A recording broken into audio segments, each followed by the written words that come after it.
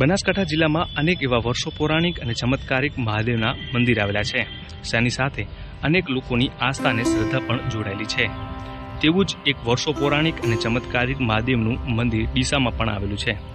કહેવાય છે કે વર્ષો પહેલા જ્યારે અંગ્રેજોનું શાસન હતું તે દરમિયાન અંગ્રેજોના સૈનિકોમાં હિન્દુ સૈનિકો પણ હતા અને તેઓ જ્યાં જ્યાં રહેતા હતા ત્યાં મહાદેવની પૂજા કરતા હતા અને તે લશ્કર પરથી તે હિન્દુ સૈનિકોએ તે મહાદેવના નામ પણ રાખ્યા હતા.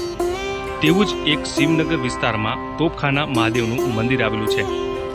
તે પણ અંગ્રેજ શાસન દરમિયાન સ્થપાયેલ છે અને આજે પણ આ મહાદેવના મંદિરે મહાશિવરાત્રિ અને શ્રાવણ માસમાં વિશેષ મહત્વ હોય છે. બોલો શ્રી તોપખાનેશ્વર મહાદેવ કી જય. મારું નામ મહાદેવપુરી કૈલાસપુરી છે.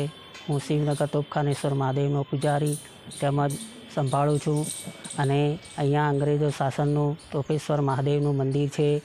ત્યાં અંગ્રેજો વખત બાદથી 200 વર્ષ પહેલાં જૂનું મંદિર આવેલું છે અને તોપખાના મહાદેવની અંદર શ્રદ્ધા ભક્તિથી ભક્તો દર્શન કરવા આવે છે, તેમની મનોકામના પૂર્ણ કરે છે અને ભોળાનાથની મહાશિવરાત્રિ છે, શ્રાવણ માસ છે, તેની અંદર ભગવાનના અભિષેકો થાય છે, પૂજાઓ થાય છે અને દૂર દૂરથી ભક્તો મહાદેવજીને પૂજા કરે છે તેમજ ભોળાનાથ તેમની મનો ઈચ્છાઓ પૂરી કરે છે.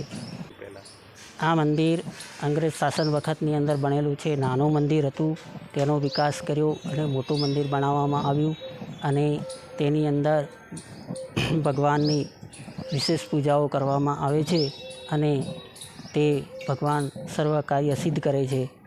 ત્યાં યજ્ઞ થાય છે, અભિષેકો થાય છે અને મહાદેવજી સર્વ ભક્તોની સર્વ મનોકામના પૂર્ણ કરે છે.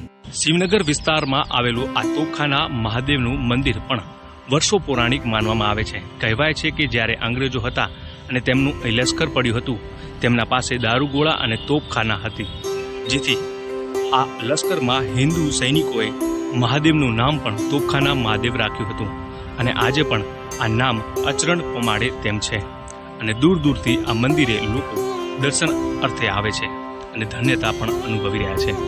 તોપખાના મહાદેવનું મંદિરનું નામ અંગ્રેજ શાસન વખતે અહીંયા તોપો ગોળાઓ જે કહેવાનો મતલબ રાખવામાં આવતા અને એના ઉપરથી તોપેશ્વર મહાદેવ નામ પાડવામાં આવ્યું છે. લોકો ક્યાં ક્યાંથી દર્શન કરવા માટે આવતા હોય છે? ડીસા નગરીના ખાસ કરીને માણસો દર્શન કરવા આવતા હોય છે. આજુબાજુના લોકો સોસાયટીઓના પણ આવતા હોય છે. વિશેષ મહત્વ શું હોય છે અહીંયા?